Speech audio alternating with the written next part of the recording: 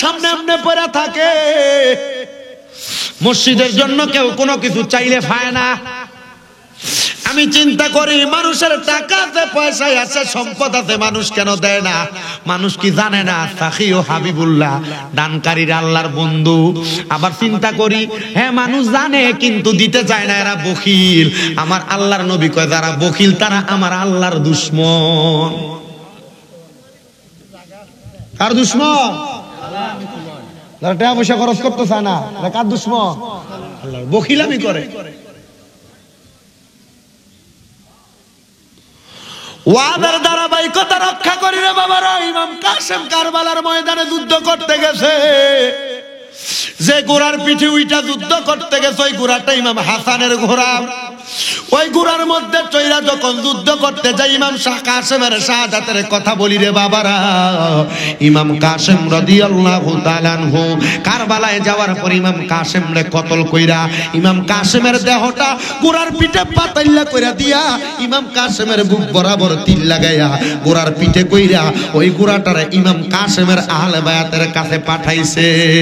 আল্লাহকে মারলো রে মায়ার রতনে রতন, কে কারিয়া নিল মায়ের বুকের জাদু দন। আল্লাহকে মারলো রে, আল্লাহকে মারলো রে মায়ের যতনে রতন, কে কারিয়া নিল মায়ের বুকের জাদু দন। আল্লাহকে।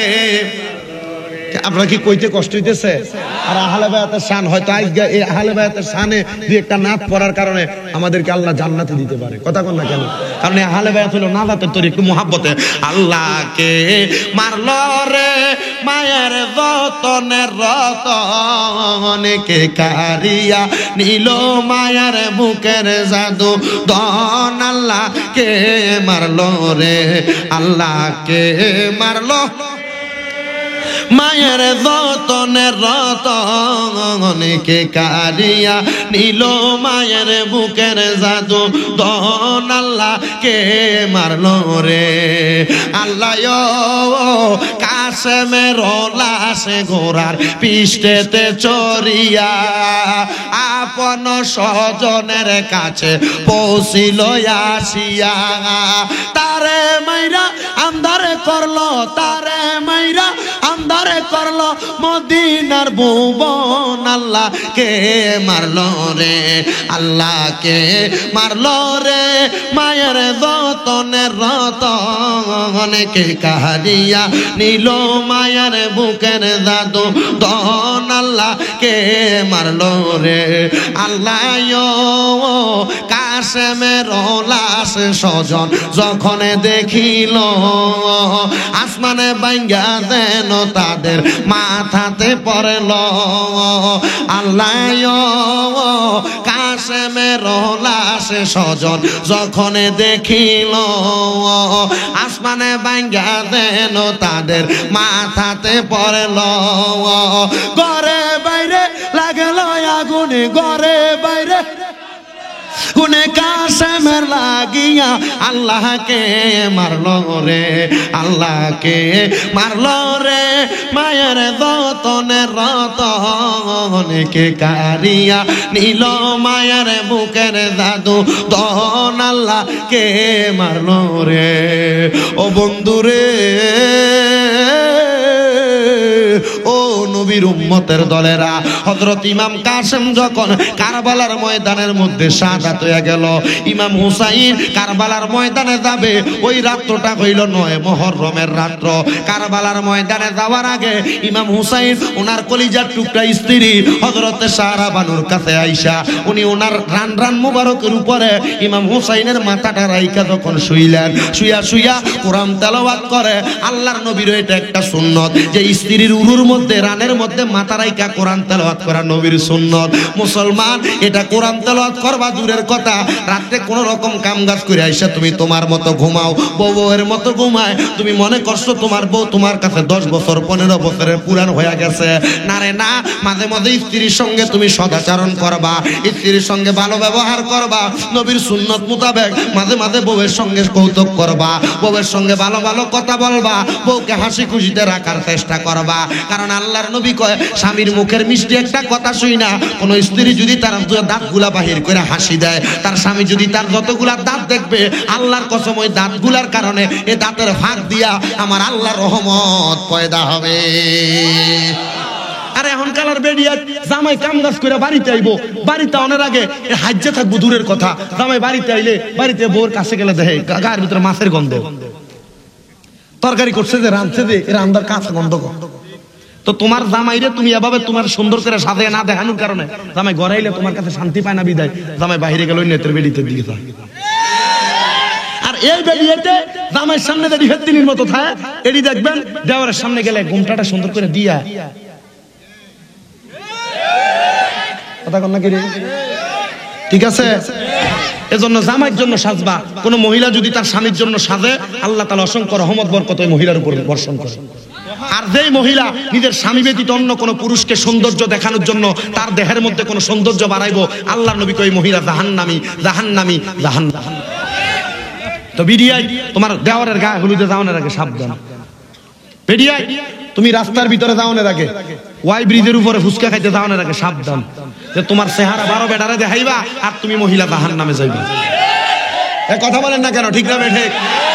গঙ্গানগর আউনে মহিলাদের খাদ্যতের কথা বইলা ওয়াজ করে দিয়ে গেছিলাম, চিন্তা করছি দাওয়াত পাইতাম না, এখন দিয়ে দাওয়াত পাইয়া লইছি। হ্যাঁ না, এটা না বুড়বুড়িয়া গঙ্গানগর নামাজ করে গেলাম। ও বুঝলে গেছেন গা? আপনি গেছেন না মনে আসতেন না? না আসতেন? আচ্ছা, আর পাইতো না গঙ্গানগরবাসী স্বামী শেষ মুখ মুচ্ছালাইছে। মা বোনের কাছে আবদার হইল, আপনারা আপনাদের স্বামীর সৌন্দর্যের জন্য, স্বামীর খুশির জন্য সাজবেন, স্বামীকে খুশির জন্য সাজবেন। স্বামী ব্যতীত অন্য কারোর জন্য যদি সাজগুজ করেন, আল্লাহর কসম আপনি জান্নাতে যেতে পারবেন না। কথা কন না কেন? ওবারা অসুবিধা হইতেছে না? ওয়াজ চলতো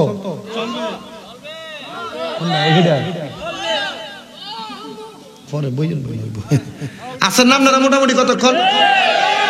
পর্দার অন্তরালের মা বোনেরা আছে যারা মাইকের আওয়াজ এই জবান থেকে বলার কারণে শুনতে পাচ্ছেন, আমি আমার ভাই বাবা মাদের কাছে বলবো, মা গো মা, দুনিয়াতে এমন অনেক মানুষ আছে যেই ব্যক্তি তার জবান দ্বারা কথা বলতে পারে না, তারে আমরা বোবা বলি। ওই বোবা মানুষটা তার জবান দিয়ে আল্লাহর কোরআন তেলাওয়াত করতে পারে না, কত রকমের আফসোস করে। গত কয়েকদিন আগেও সোশ্যাল মিডিয়ার ফেসবুক মাধ্যমের মধ্যে দেখতে পাইলাম একজন বোবা ব্যক্তি, সে তার ফেসবুক আইডির মধ্যে স্ট্যাটাস প্রদান করেছে যে আল্লাহ তাআলা যেই ব্যক্তিকে জবান প্রদান করেছে, সে তার জবান দ্বারা কত রকমের কথা বলে। আমরা বোবা মানুষ, আমরার জবান দ্বারা আমরা আল্লাহ তাআলার জিকির করতে পারি না, ডাকতে পারি না, কিন্তু আমরা অন্তরে অন্তরে ডাকি। আমার আল্লাহ তাআলার পেয়ারা হাবিব তো আগেই ঘোষণা করেছে, কেউ যদি তার অন্তর থেকেও তার মনিবকে স্মরণ করে, আমার মনিব ওই বান্দা তারা গুনাহগুলা মাফ করে দিবে। আমার ভাইয়েরা, বাবারা, বন্ধুরা, পর্দার অন্তরালের মা বোনেরা, আমরা বড় ভাগ্যবান। আমার আল্লাহ আমরারে বোবা বানায় নাই, আমার আল্লাহ তাআলা আমাদেরকে দুনিয়াতে কথা বলার ক্ষমতা প্রদান করেছে।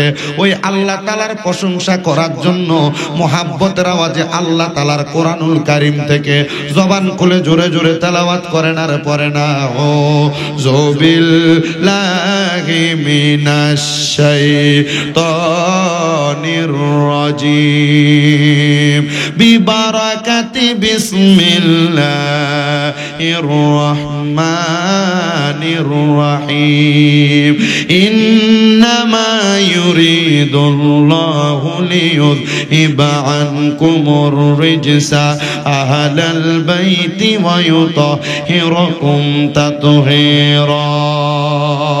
وقال في حديث شريف عن أنس رضي الله تعالى عنه قال قال رسول الله صلى الله عليه وسلم আল হাসানু ওয়াল হুসাইনু সাইয়্যিদা শাবাবি আহলিল জান্নাহ আও কামা ক্বালা আলাইহিস সালাতু ওয়াস সালাম ওয়া ক্বালা ফি শানি হাবিবিহি ওয়া মাহবুবিহি ওয়া মা'শুকিহি মুখবিরাও ওয়া আমিরা ইন্নাল্লাহা ওয়া মালাইকাতাহু ইউসাল্লুনা আলান নাবিয়্যি ইয়া আইয়ুহাল্লাযীনা আমানু সাল্লু আলাইহি ওয়া সাল্লিমু তাসলিমা আল্লাহুম্মা সাল্লি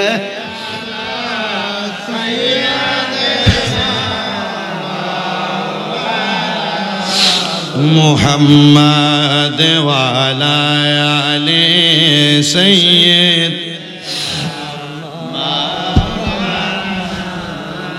আরেকটু জবান খুলে মুহাব্বতের আওয়াজে জোরে জোরে পড়েন আল্লাহুম্মা সাল্লি আলা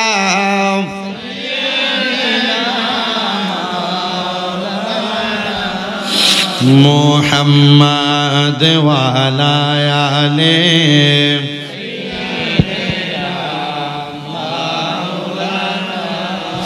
কবর যদি সাও জালা দুরুদ বানাও গলার মালা কন্যা কবর যদি সাও জালা দুরুদ বানাও গলার মালা দেখবাই আমার নূর নবীরে ঘুমের ঘরে স্বপ্নে আল্লাহুম্মা সাল্লি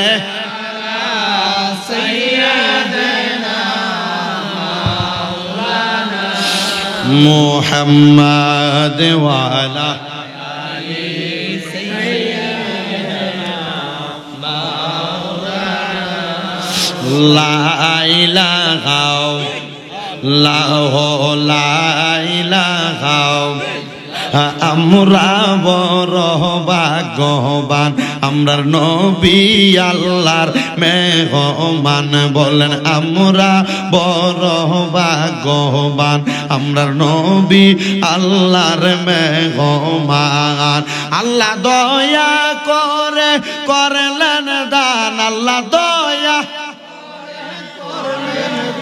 আনে নবীজি ইমানের ইমান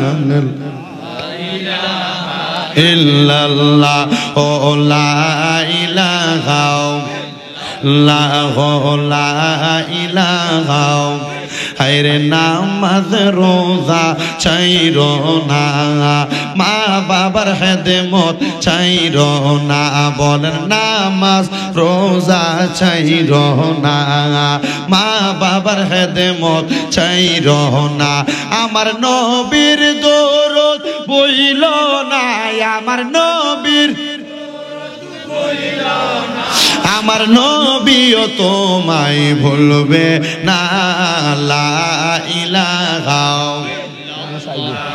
লা ইলাহা লা গায়রে আমরার মনে বাসনা আমরা যাইতে চাই সোনার মদিনা আপনারা কোন আমরা মদিনা যাইতাম চাই কি চাই না যারা যারা যাইতে চাই জবান খুলে একটা তাকবীর দেন নারে তাকবীর নারে রিসালাত আমরা এটা দিয়ে তো ওই ব্রিজেটা ফারিতে পারতেন না সাক্কা ভামসা হয়ে যাবে হুমনা ফোরাস্তা বারো না সাক্কা ভামসা আপনাকে আসলে মদিনা যাইতেন সাননি কথা কোন যাইতে সাননি মদিনা জানেওয়ালাদের আওয়াজকে আসতে হয় না জোরে হয় রেডি এখনো চা দোকানের ভিতরে দোকান ফাটে রাস্তাঘাটে বসে রয়েছে এরা বোঝান যে আমরা মাহফিলের ফ্যান্ডেলে এখন আশেকদের অভাব নাই বলে হুজুর কেমনে বুঝাইতাম এরা তো বোঝে না বুঝেন না রে না বোঝান যায় বুঝেন না রে কেমনে বোঝায় বলে বোঝানো যায় এরা শুধু বলবেন তাকবীরের স্লোগানটা দিয়া যে বলে আমরা মদিনা যাইতে চাই আর যদি আমরা মদিনা না যাইতে পারি আমরা আশা রাখি আজকের এই ভুরভুরিয়া পশ্চিম পাড়া চকের হাটি যুব সমাজের মাহফিল থেকে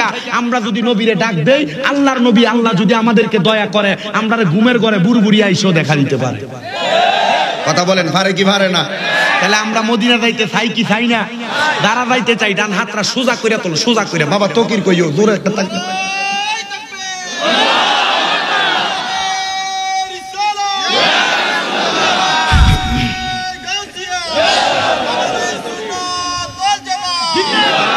জোরে বলেন মারহাবা। তাহলে মদিনা যাইতে চাই কি চাই না?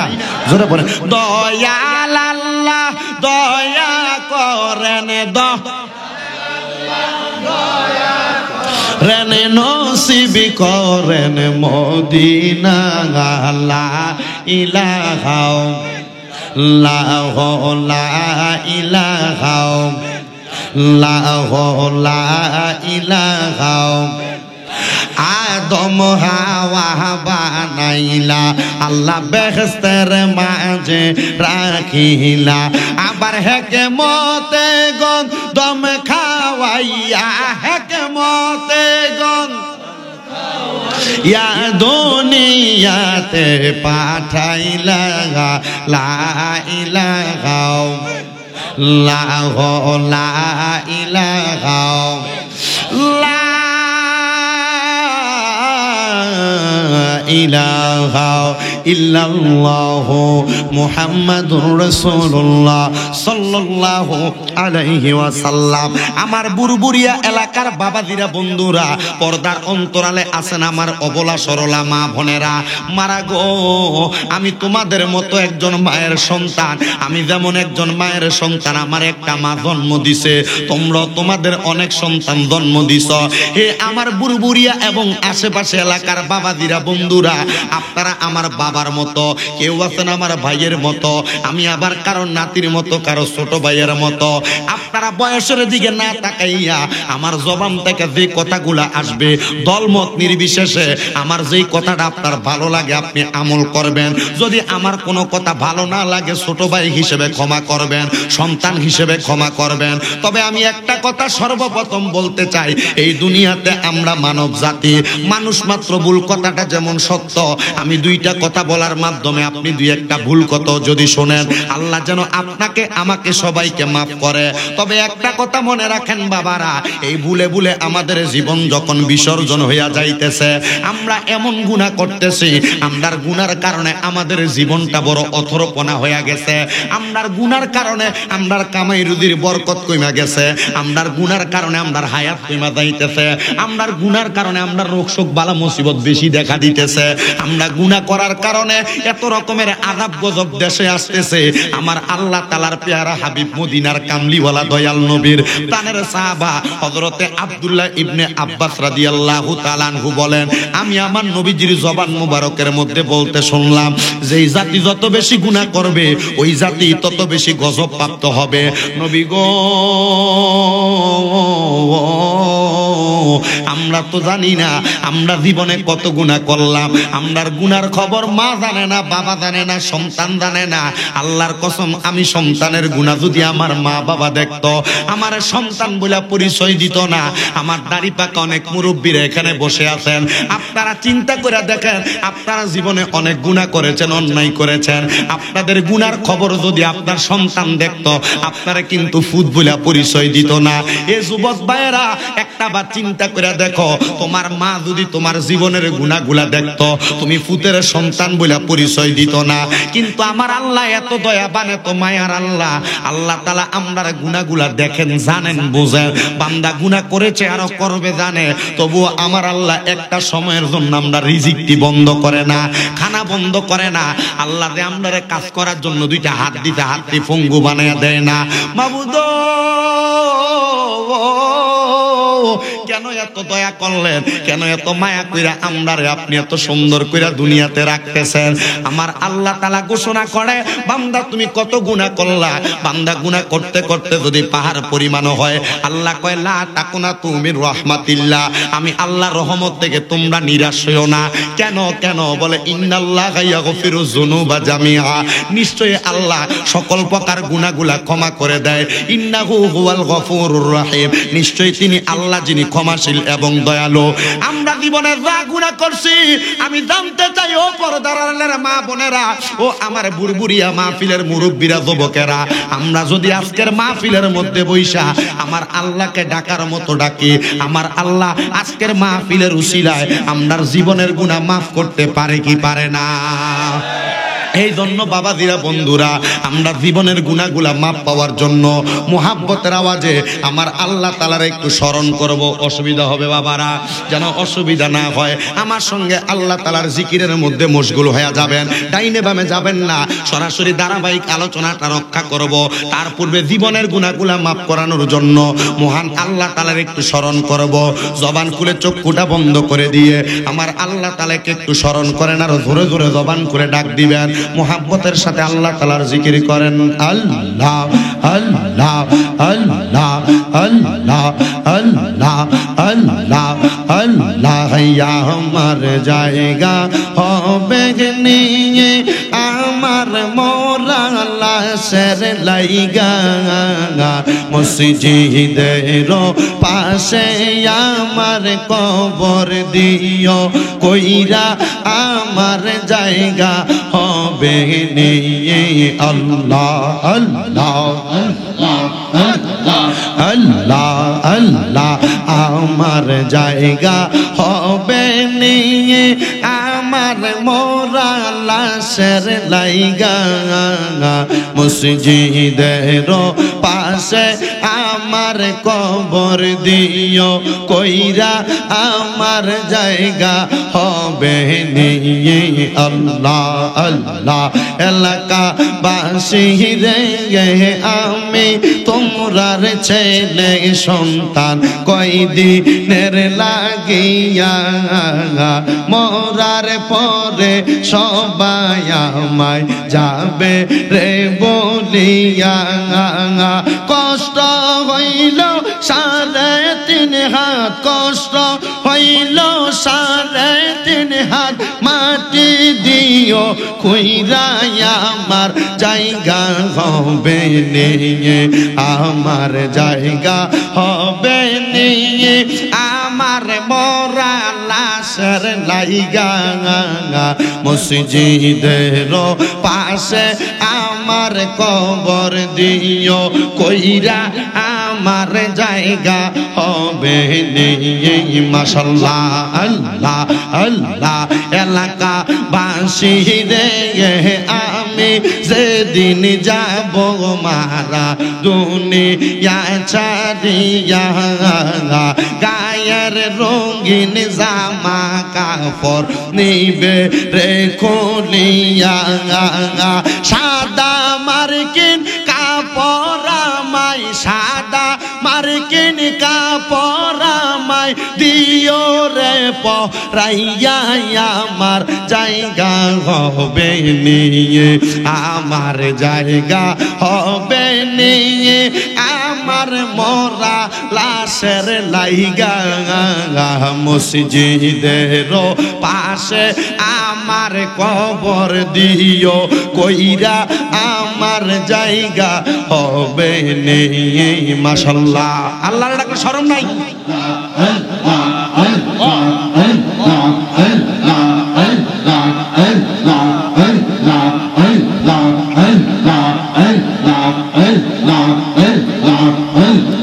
জগৎবাসী রে আমি যেদিন যাব গো মারা দুনিয়া ছাড়িয়া, তোমরার দোয়ার মাঝে শরীক রাইখো গো করিয়া, দোয়া মুনা যাতে শরীক রাখিও করিয়া আমার জায়গা হবে নিয়ে। মাশাআল্লাহ আল্লাহ। দুঃখ রইল মনে মনে, জালা রইল মনে মনে, পান কইলা কইলাম না কথা, আমার মুর্শিদ চাঁদের সঙ্গ অনেক গো, হাই গো দুঃখ রইল মনে মনে। মাশাআল্লাহ আল্লাহ আল্লাহ আল্লাহ। করলাম না তার চরণ সেবা সোয়ার চন্দনে, আসলে মুর্শিদ লইয়া কোলে আমি ঘুরিতাম নহগো ওরে গো, হাই গো দুঃখ রইল মনে মনে মাশাআল্লাহ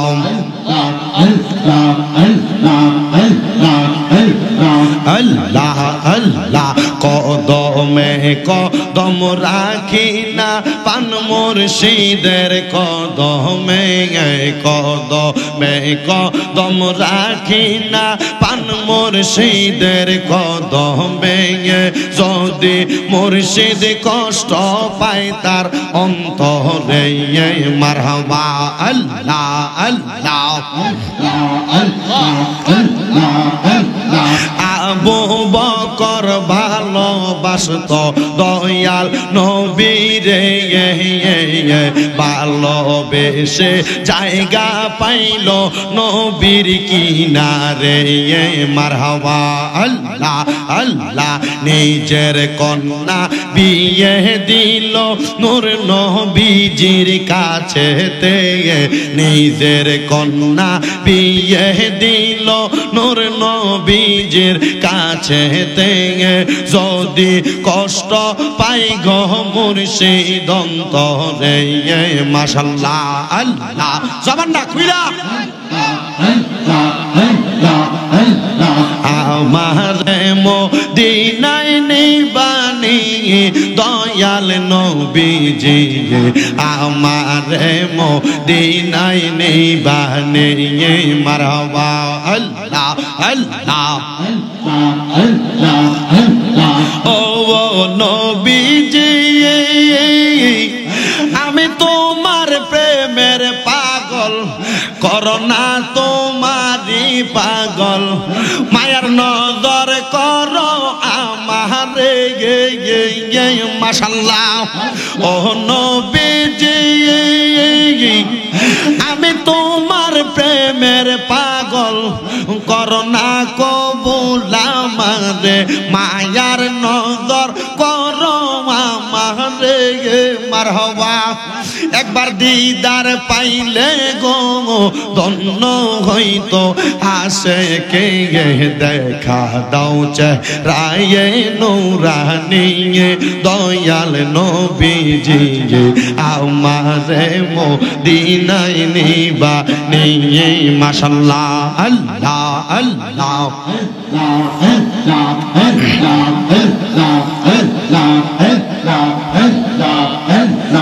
লা ইলাহা ইল্লাল্লাহু মুহাম্মাদুর রাসূলুল্লাহ সাল্লাল্লাহু আলাইহি ওয়াসাল্লাম একটা জবানও বন্ধ রাখবেন না সবাই জবান খুলে উচ্চ কণ্ঠে পড়েন সাল্লাল্লাহু আলাইহি ওয়াসাল্লাম আল্লাহ পাকের জিকির করার পরে একবার মুহাব্বতের আওয়াজে জবান খুলে পড়েন আলহামদুলিল্লাহ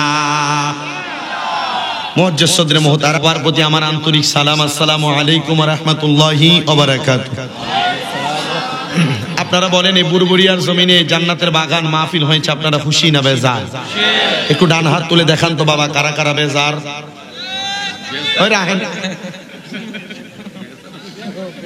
আপনারা কি আসলে খুশি না বেজার গঙ্গানগর কইছিলাম দেখছি আব্দুল্লাহ লাইছে এর লাগে আমি আগে আগে মাহফিলের পরীক্ষা লইয়া লাই মোটামুটি এই বছর আমি এই কুমিল্লার মুরাদনগর নবীনগর হোমনা তিতাস পানসারামপুর এলাকায় যথেষ্ট পরিমাণ মাহফিল করছি আমার এই মাসে এই হোমনা মুরাদনগর এই এরিয়াটার ভিতরে আরো মাহফিল মনে 7টা না 8টা শুধু এই মাস আল্লাহ তাআলার রহমত আমি চেষ্টা করব আপনাদেরকে আমাকে মাহফিল কমিটির পক্ষ থেকে সাবজেক্ট দিয়েছে শুহাদায়ে কারবালার বিষয় আমি জানি কেন দিছে এটা জানি আমার ইউটিউবে মা ফাতেমাতুজ জাহরার শুহাদায়ে কারবালার একটা বয়ান এই অল্প কিছুদিন আগে ইন্ডিয়াতে করছিলাম এটা মোটামুটি ভাইরাল অন এখন যেখানে যাই আজকে 7 দিন 8 দিন আমার যেখানে যাই কারবালার ওয়াজ করেন অন কারবালার ওয়াজ মুহররম মাসের এই ওয়াজ এটা মোটামুটি সবাই জানা এখন এই ওয়াজ করলে কয় এটা তো পুরানো ওয়াজ আমরা জানি তবে আমি চেষ্টা করব আপনাদের কাছে পুরান ওয়াজি জানেন এক কণ্ঠে শুনলে কারবালার ওয়াজটা একরকম লাগে